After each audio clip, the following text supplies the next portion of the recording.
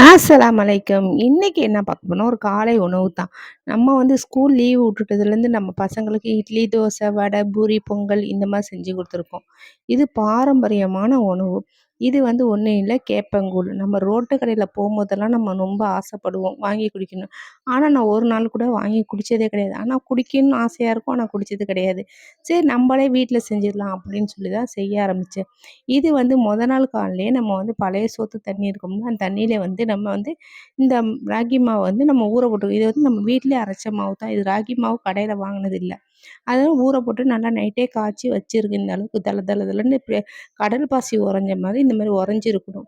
உறைஞ்சதுக்கப்புறம் காலையில எந்திரிச்சு வீட்டு தயிரு, நம்ம வந்து தயிர் பாக்கெட் தயிர்லாம் வாங்கி ஊத்தாம, வீட்டு தயிர போட்டு நல்லா மசிஞ்சு விட்டுக்குங்க.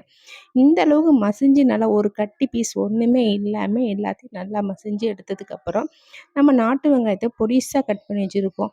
அதுக்கப்புறம் மாங்காய், இஞ்சி, கருவேப்பிலை, மல்லிக்கீரை, அதுக்கப்புறம் வந்து ஒரு பச்சை மிளகா.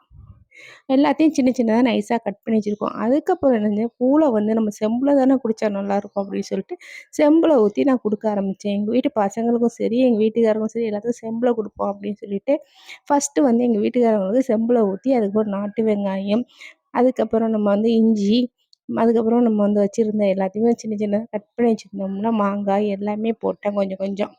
எல்லாத்தையும் போட்டு ஒண்ணா கலரி வச்சிருந்தா வந்து அது கொஞ்சம் தண்ணி விட்ட மாரி போயிரும் நாட்டு வெங்காயத்தினால.